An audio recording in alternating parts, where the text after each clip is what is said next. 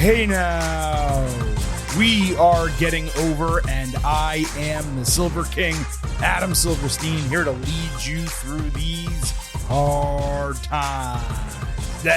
With your 2024 NXT Deadline Instant Analysis. That's right, Getting Over is back once again, and we will be breaking down everything that happened Saturday night during NXT Deadline, the final WWE Premium Live event of 2024. We will be breaking down every single match, giving you the results from those matches, our analysis, of course, of what went down, our grade for the match, and what we think might happen moving forward when it comes to NXT. Before we get into any of that, off the top, allow the Silver King to remind you that the Getting Over Wrestling podcast is all about Defy. So head over to Apple Podcasts and Spotify. Leave a 5-star rating on Apple. Take a little extra time. Leave a 5-star written review. If you do, we will read it live right here on the show. Don't forget to subscribe to us on YouTube at Getting Overcast. Follow us on Twitter at Getting Overcast and Blue Sky at Getting Over. The latter two for episode drops, news, analysis, highlights, all of that good stuff. It is also where you can send in questions and comments for the show. Anyone with opinions on NXT Deadline, we will be sure to read many of those this coming Thursday on our next NXT show. We also talk about AEW on that episode. You also get to vote in pre- and post-show polls on Twitter at Getting Overcast surrounding premium live events and pay-per-views. So we, of course, posted 2 polls, a pre-show expectation grade and a post-show grade surrounding NXT Deadline. You got to vote, and we will share your opinions later in this show. Please also remember, I happen to love the number 5. and I hope you do as well, because for $5 a month or $50 for the entire year, you can become an official Getting Overhead. Just visit buymeacoffee.com/gettingover. Sign up. You will get bonus audio, the fastest 5 minutes in professional wrestling, instant reactions to every major show, TV show, that is, and exclusive news analysis posts on Friday. We had quite a doozy for you this past week. Again, all of that, buymeacoffee.com/gettingover. Let's not waste any time. The Silver King is taping this edition of the NXT Deadline Instant Analysis while College Football Conference Championship Saturday is concluding, so we need to be expeditious here. We're going to go right into the NXT Deadline breakdown. We will start with the main event because it was the most important match on the entire show, and then discuss them in the order that the Silver King chooses, because you know what? This is my show. My show. But first, a couple quick notes off the top. First off, the NXT mat had a sponsorship, the ring mat. For the first time, it was a video game, I believe, and it was also a darker gray mat for the show, which was an interesting visual. Now, NXT Deadline was held at the Minneapolis Armory, and look, straight off the top, it's the worst crowd that WWE has had for a show in years. Maybe even since before the pandemic. Like, it's actually possible that's the case. A new follower of ours, I don't know if he's a listener who followed us for the first time or whatever, Alex, this kid was on site, this guy, saying a lot of the crowd was floor seating and they couldn't really see. There were maybe 1,500, 2,000 people there. I think they sold more than 2,000 tickets.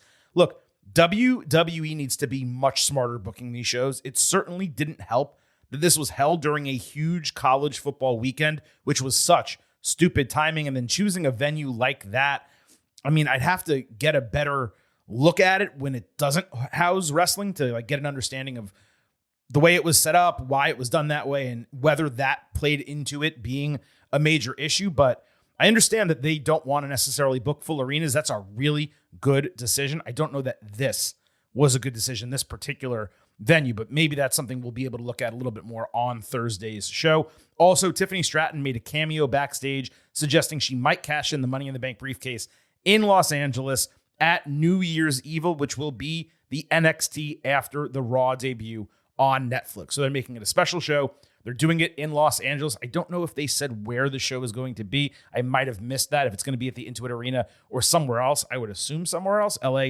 has a ton of venues, and since it's the next night, they could easily move stuff around. But of course, we will find out. All right, enough of those notes. Let's get to breaking down NXT Deadline. We're going to start with the Women's Iron Survivor Challenge. Sol Ruca, Julia, Stephanie Vaquer, Zarya, and Ren Sinclair. This main evented was the 5th time the women got that role at an NXT PLE, with Julia and Sinclair starting, and Ruca out first, hitting a springboard double missile dropkick. Ren got cattle mutilation on Sol, with Julia looking confused, pulling her over for a double STF. It was surprisingly submission heavy between all three of them until Julia hit Beautiful Madness on Sinclair for the first fall. Zarya was next out, with Ruca hitting a double soul snatcher in a really sick spot, but both women rolled out, so she didn't get a cover on it.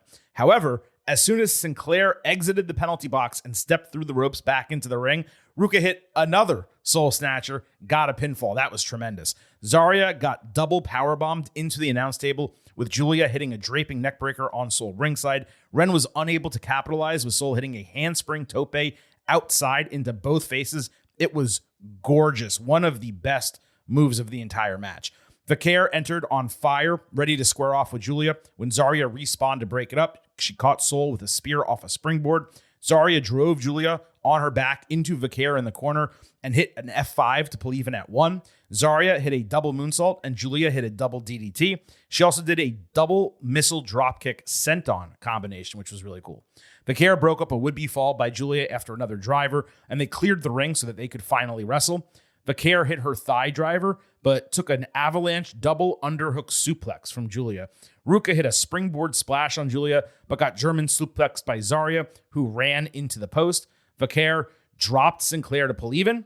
A 4-way tie with 2 minutes left in the match. Sol hit a springboard 360 double clothesline. Ren finally exited the box with 50 seconds left, hitting a sunset flip cover on Ruca for a 5-way tie. The crowd was all about Ren. Zarya speared her and hit an F5, only to eat a pump knee by Julia for the lead with 8 seconds remaining. Vaquer tried 2 different pinning combinations on Julia. The first was a kickout, and the second got saved by the bell, with the match ending in chaotic fashion. Sol stuck inside the penalty box, which they did not open as the show went off the air, which is pretty damn funny. Big celebration for Julia, streamers, confetti, all that type of stuff. Perhaps more than any other match on the show, this completely lived up to expectations. I thought there would be more falls overall, with Vaquer in particular getting an opportunity to shine as an equal with Julia, but that's just not how it was booked. They were definitely positioned as rivals and equals in the match talent-wise, but based on the in-ring success, that really did not come to fruition. Vaquer was protected throughout, and she was the only one, I believe, who did not take a fall in the match. Sol might have been the MVP of the whole deal. She hit a ton of tremendous spots. She looked right at home with all of them. Ren clearly grew into the fan favorite, taking so many falls and being stuck in the penalty box throughout, but she also got chances to shine. She showed gumption and guile. She didn't look out of place either. The fact that she got chance over major stars, big-time signings, it proves how much character and story matter in professional wrestling. Zarya was basically just there as a heavy. I'd have preferred someone else in her spot to take falls and really increase the intensity of the match. Neither the women's match nor the men's match were fall heavy, and that's okay if there's a differential between one and the other, but for both of them to be extremely similar, I found that problematic. In terms of Zarya, she actually has more work to do in many ways than Sol or Ren. She needs to focus more on her power rather than trying to wrestle in indie style like she's still in Australia. It's just not needed in NXT. Julia didn't need to become number one contender again, but given that's the booking they decided, one must assume that she's going to win the title at New Year's Evil, barring some massive surprise like maybe a Vaquer heel turn. I could see that happening. In fact, perhaps that's why they teased so much them touching each other. PG, brother. I mean, wrestling each other. The crowd was rough all show, but hotter for this match than anything else, appropriately so. I'm glad they got up for it, even if they still left a lot to be desired, the crowd I'm talking about. Booker T late in this match asked Vic Joseph, what happens if there's a tie after 25 minutes? This was a good question. And it reminded me that they have now done 6 of these matches and not had that happen. That's tough to believe logically. And late in this match, I was actually hoping there would be a 5-minute overtime. I know long matches can get grating, but going 25 minutes with 5 entrants, it's actually too short. The final stretch, once all 5 of them are in there, is only 10 minutes. It should probably be 15 minutes if you really think about it. Beyond that, they need to book at least one of these matches so the final fall doesn't come in the last 30 seconds. It happens far too frequently. Iron Survivor remains the most inventive new match in wrestling, and all of them have hit to at least some degree. But it's time to start getting more creative with them and creating a variety of outcomes. Why doesn't someone win 4-1-1-0, right? Why doesn't someone come in and look dominant like that? Why don't we have a match where it's 4-3-3-3-1, right? Like, instead, it almost feels like everyone's on the same plane, getting a fall, maybe getting 2, and then one person edges them out by 1, right? Now, they did something really unique with Trick Williams last year where he came in on a heater and got all those falls in the final 60 seconds, and that was great. That's an example of doing something inventive and different. But on this show, even though they were booked differently, don't get it twisted, they still felt like they were the same. And there are, with 5 competitors and all the stipulations with the penalty box, there are so many inventive things that you can do. And NXT is known for inventive match finishes and bookings. And it didn't necessarily feel like we got those in the Iron Survivor challenges, which are by nature inventive matches. I guess I forgot a match grade here. Definitely an A, 4.25 stars. Easily the best women's Iron Survivor of the 3. There was the potential for more. Vaquer didn't get enough run, and they didn't go into overtime or sudden death, which probably would have been needed to take this up a notch, and it would have if they had done it. Oh yeah, I did mean to say this as well. Way, way, way too much confetti. That's what you throw out there when someone wins a championship. Julia won a number 1 contendership. Where was the pop and circumstance, by the way, for the men's winner? Like, it just didn't make sense why they did it in that spot and went as crazy as they did. I understand maybe they would have done pyro because it's the end of the show, it's the main event, and they couldn't do it in that building. I get it. So they did confetti and shit like that, but it was way too much. That's what you do when someone wins a championship. And they did it for a number 1 contendership. So that's the women's match. Let's move over to the men's Iron Survivor Challenge. Javon Evans, Wesley, Ethan Page, Nathan Frazier, and one entrant to be announced because Eddie Thorpe was indeed removed from the match given the attack to end TV on Tuesday. This opened the show with Evans and Lee, and Javon got dumped onto his head seconds into the match. He was luckily okay. Couple botches between them early too. Lee got an early fall, cheating with his feet on the ropes as Frazier came in shot out of a cannon as usual. Evans exited the penalty box with a tope over the ring post. Page came in hot as well. He got caught with a small package by Frazier right away. Revenge came as Page caught Frazier off a 450 splash for a fall. Frazier, by the way, totally busted his nose open on that landing. Page and Lee combined for a doomsday tope suicida on Evans, who took them out with the tope con hero, leaving Javon as the only one without a point before the surprise final entrant came out, and it was indeed Obafemi. He murked everyone, decleating Evans, flying with a European uppercut for a fall. Page broke a Femi fall, leading Oba to throw him into the penalty box, temporarily trapping Javon inside until they climbed out with a splash from the top. Then he hit the OG cutter on Lee to even it up. 5 minutes left, all square. Femi no-sold and overpowered like 6 to 8 super kicks from the high flyers. He caught Evans with a pop-up powerbomb, only to get rolled up on the landing, giving Page the lead. Javon then caught a knocked-out Page in a crucifix to tie it on top. So Femi destroyed him in the penalty box from pillar to post. With 15 seconds left, Femi double chokeslammed Frazier and Lee for a double pinfall simultaneously to take the lead. Evans flew in with an OG cutter on Oba, but he could not cover in time, and Femi took the number 1 contendership. This was okay. The crowd seemed surprisingly low energy, and I don't believe the extremely rough start helped. The first 5 minutes of this match were bad. And I don't know what has happened with Wes Lee of late. And it's not just since he cut his hair, although there's the joke, of course, that he cut his hair and his power is gone, and you could do that whole deal. But ever since he returned and did the Rascals feud, he just comes across as a different wrestler. I don't know if it's because he was so unique, and now you have Nathan Frazier and Javon Evans, who, even from an athleticism and speed standpoint, outclass him. But Wes was super over as a babyface at one point. They turned him heel. And it just feels like everything has dissipated. Like, I don't want to say his aura, because he didn't really have an aura, but the care about him as a performer, it's just kind of gone. And beyond that, the wrestling wasn't there. And he's a really good wrestler. So I don't know what's happening. I hope he's okay personally and physically as well, but it's noticeable, at least for this viewer.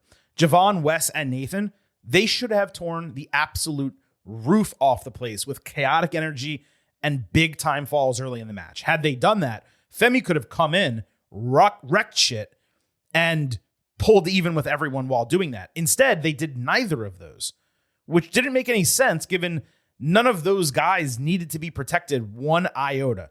Oba as the surprise entrant was appropriate in kayfabe. We predicted it on our ultimate preview, but it was rather uneventful. Probably because once you saw him, you knew there was no way anyone else in the match was winning. Plus, having a double chokeslam and a double cover be what put him over the top, it was kind of just a yawn. Like, it felt uneventful when he eventually won the match.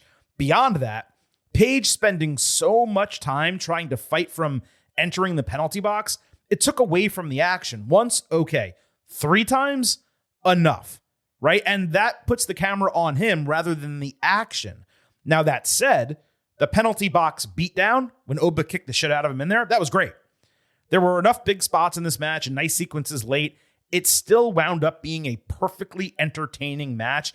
It just came nowhere near my expectation. I'm at 3.5 stars and a B. I could see going up or down by a quarter star. I'm going to rewatch it. I will decide on Thursday. Either way, it was probably a bottom 3 Iron Survivor match of the 6 that have been held to date, and it might have even been a bottom 2. It just didn't get there, especially compared to last year's match, which was way better with Braun Breaker and Dijak, and I think was Tyler Bate in that match as well, and obviously Trick had the great finish. It paled in comparison to last year's match. Later backstage, Javon was full of energy, hyped up after what he felt was a great Iron Survivor. Wes came in trying to put out his fire, and he was all salty because he lost. Lee promised Evans he will be sour like him one day. Then he sucker punched him, seemingly kicking off an expected feud between them. I believe we talked about that a couple weeks ago. Nice little segment. Paige later cut a promo basically on himself, dropping the ball again. We saw 3 shadowy figures walking behind him, 2 big ones and a smaller one. And I couldn't tell at the end. It seemed like the bigs might have attacked the small guy or girl, whatever the case, but it was tough to tell. Paige, while this was happening, said he had no clue how to find himself again. And he said, quote, "I can't do this." Both developments are obviously interesting.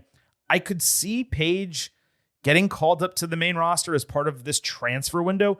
I seriously hope that does not happen unless there's a equivalent main roster talent coming down. NXT badly needs him in this men's singles division right now. You can make an argument they never should have taken the title off of him. In fact, I'm probably about to make that argument. Let's move to the NXT Championship. Trick Williams defending against Ridge Holland. This was ostensibly the co-main event. Holland focused his offense on Williams' neck, including wrenching him back in a tree of woe. Trick fought back, ending a rally with a flapjack and a bookend, but Ridge avoided Trick shot, hitting a jackknife-style powerbomb. Williams avoided a diving headbutt, hitting Trick shot for a false finish. They did what was supposed to be a double boot spot, except I think only Trick landed, yet they still did a double cover sequence anyway. Ridge went back to the announce table, but Trick countered, flipping him ringside. Holland avoided a Trick shot with Williams' injured neck, getting caught in the ropes in between the top rope and the middle rope, which was really well done. It seemed fluid and happenstance. Ridge went right after him, hit a Redeemer for a false finish. Williams avoided a cradle pile driver with Holland not far enough away to properly run into the post, so it was kind of messy. Williams then hit Trick kick, which is Trouble in Paradise, and Trick shot coming back to retain the title. It was the proper outcome with Williams retaining. Holland as champion would have been a total non-starter at this juncture. The neck in the rope spot was well done, but Holland not creating distance and then botching the obvious ring post spot, It ruined the finish, which feels like it's the same thing in every single Trick match. He never wins uniquely. He never just catches someone in a pinning combination or does a different move and is able to get the fall. It's just the same, frankly, terrible trick shot. We've already discussed how trick shot is an awful finisher for him, given his size and athleticism. Every single time he hits it and retains the title, it's worse. And it doesn't mean that he's executing it worse. It just stands out even more as a poor finisher for a guy like him. And what we've also discussed before, but I will repeat it here, is that Williams at this juncture in his career is only as good as his match partner. He's an A-side personality with a B-side wrestler. So when you match him with Holland, who's a B-side personality and a B-side wrestler, it severely caps the ceiling of what he can do in the ring. It was okay to make Trick champion initially, given the Carmelo Hayes feud. You wanted to take the title off of him. You wanted to call him up. That's fine. But once Trick lost the title, he should not have won it back until he was truly ready. And the fact is, and you all know, we are huge Trick Williams fans on this podcast. But the truth is, he's just not there yet. And that's okay. Based on his age, his experience level, he is still green. But it's not okay when he's being put in a position that he's not ready to hold, which is to lead a men's singles division on this third brand. How many PLEs is it going to be where the NXT champion has the worst match on the show until they finally figure this out? It was a flawed booking from the start, Williams and Holland, and it certainly did not come anywhere close to exceeding expectations. It was fine. And you will hear me say this many times tonight, but the lack of juice from the crowd also capped how this match came across to me as a viewer. I'm at 2.5 stars and a C. It was the worst match of the night. It wasn't anything offensive, but it was the worst match of the night. Maybe it can get into a C+ range when I rewatch it, but I just don't think so. We had Lola Vice against Jada Parker in NXT Underground. This was second on the card, with Lola wearing a gi to the ring and Jada in regular gear but all black. Vice caught Parker with a pump knee at the bell. Jada broke a triangle and ended a flurry with a big spinning back elbow. Lola tried one herself ringside, but she nailed the post. So Jada worked the hand, removed Lola's glove, delivered haymakers to her.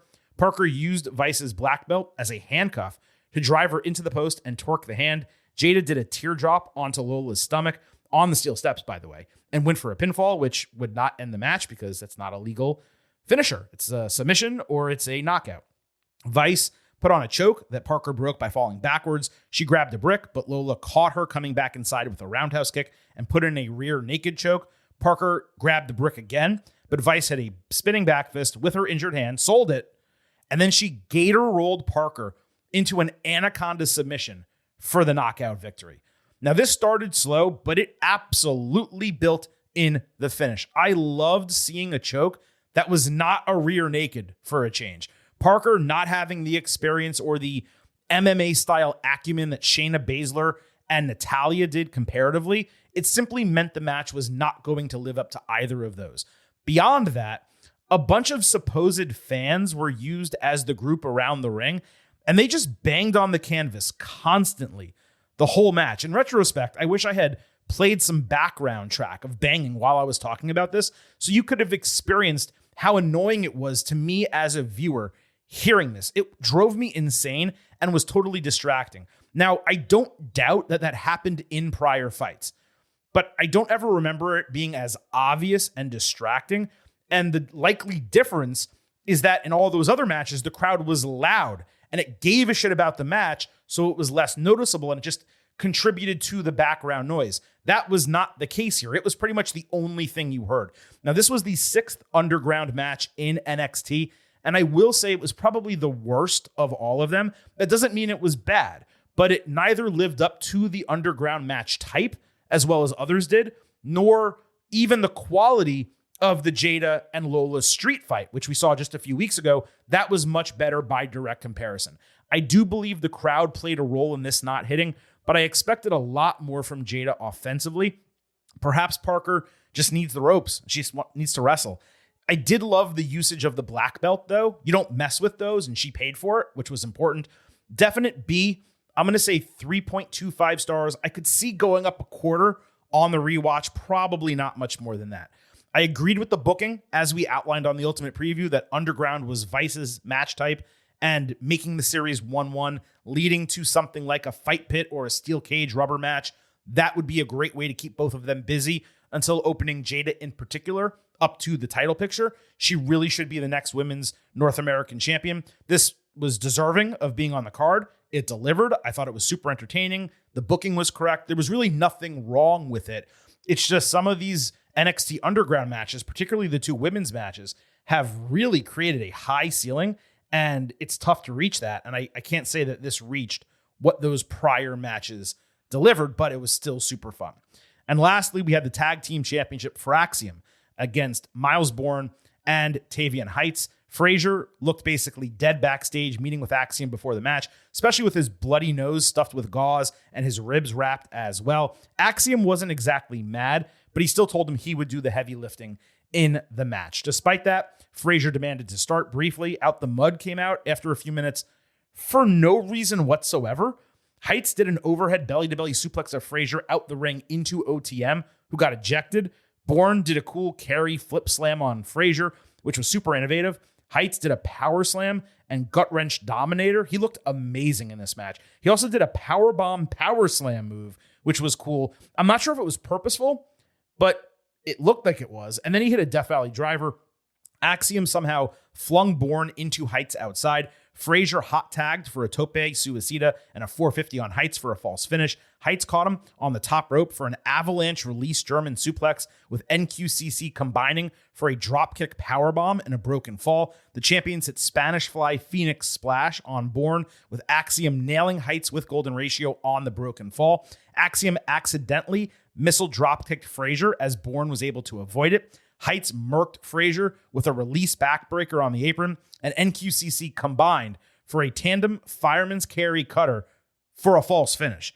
Axiom caught Heights with a Canadian Destroyer immediately after that. Then he escaped a crucifix pinning combination to win with a small package in a shock title retention. This was just excellent, okay? As this match progressed, I started believing the story might actually be for Axiom totally overcoming adversity and proving they are indeed the best tag team in WWE.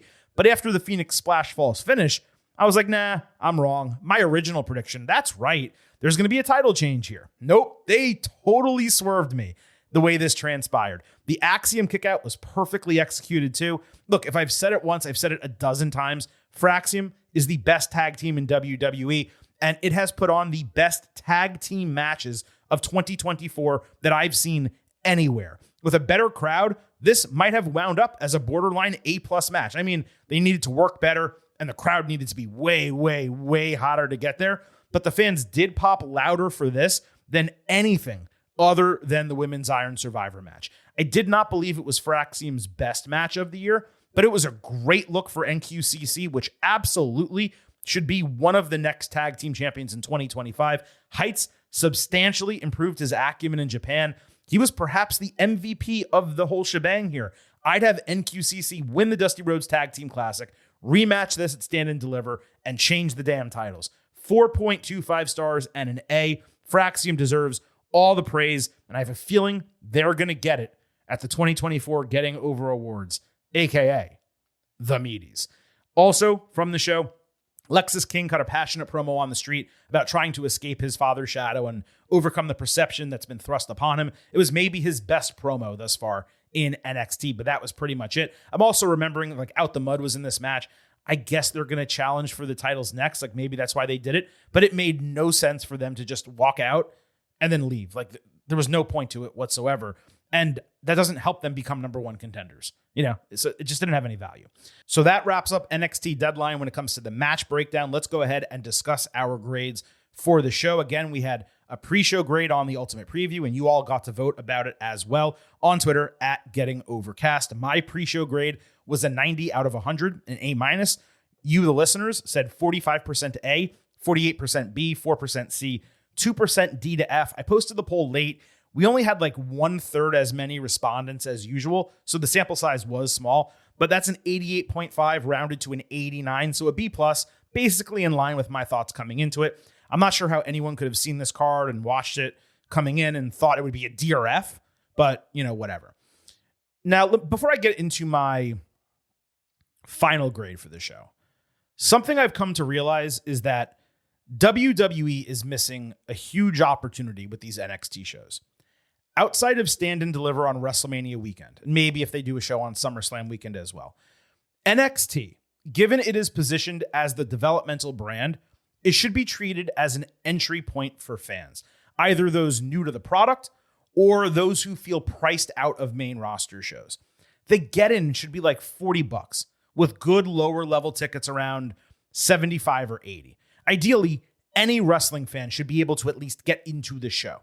It's one thing for WWE to outprice some fans for stadium shows, international shows, maybe even TV tapings.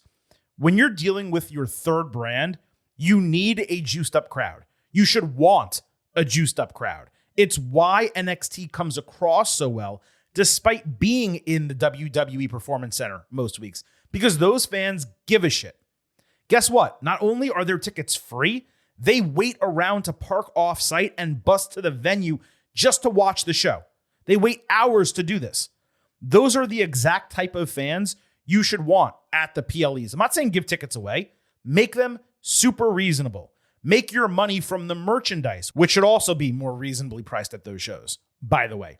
This is a massive missed opportunity by WWE to differentiate the product and create a groundswell of support, especially when NXT is positioned alongside main roster shows. I promise you, if parents can't afford $200 tickets to SmackDown on Friday, but their kids want to see wrestling and are disappointed, buying $40 tickets to an NXT PLE becomes a heavy consideration for them. Same thing Monday night for Raw, and then Tuesday night for NXT on those rare opportunities where the regular show travels. There is no reason for a company as large as WWE in a city as large as Minneapolis to do 2,000 fans on a Saturday night, even with poor scheduling, against Conference Championship weekend for college football. All right, rant over.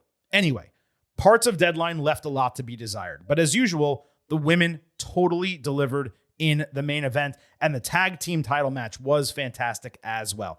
I could see liking some of this more on rewatch, especially the men's Iron Survivor. I'm interested to see that a second time, but I do believe the crowd dragged down some matches, and even beyond that, the first two under-delivered to my expectation. The lacking men's singles division and Trick's rough title run right now, they're hurting the brand. And I believe this is the second straight NXT PLE that's actually going to fall below my pre-show grade. I'm at an 87 of 100, a low B+. And why don't I go ahead and move over to your grade now? I usually do yours before I do mine, but whatever. I already gave you my grade, so that's how we're going to do it. So your votes, and there's still 18 minutes left in this poll. 33% A to A-. I did adjust the categories a little bit. 46.5% B+ to B. 19.5% B- to C+, and 1% C or lower. And, I guess it is fair if someone thought this was an average show. I can accept that. Normally, those low grades, we say it's ridiculous. But if you thought it was an average show and you were disappointed a little bit, it's understandable. That averages out to an 87.6, so rounded up to an 88, also a B+. So you guys were 1 point lower than me on the expectation and 1 point higher than me on the post-show grade. But nevertheless, we fit right into that same category. A B+ show, entertaining, worth watching. I would definitely tell, and already have told people, to go watch the Women's Iron Survivor and go watch the tag team match. But it's not one of those shows where you say, hey, you have to watch the entire show. And that's where you get into the A- and then certainly the A territory above that. And briefly, as we wrap up the show, I did have one more take on this WWE transfer window, just because NXT is going to be involved. They said that, and they mentioned it again on this show. I truly hope it's going to be primarily men's talent coming down and women's talent going up. NXT was devastated, losing Carmelo Hayes, Ilya Dragunov, Braun Breaker, Baron Corbin, and Dijak. Don't forget, the latter two for no reason whatsoever. It could stand to send up like Fallon Henley and JC Jane or something like that, but there is no world in which Trick or Oba or any burgeoning male talent should be going up to the main roster.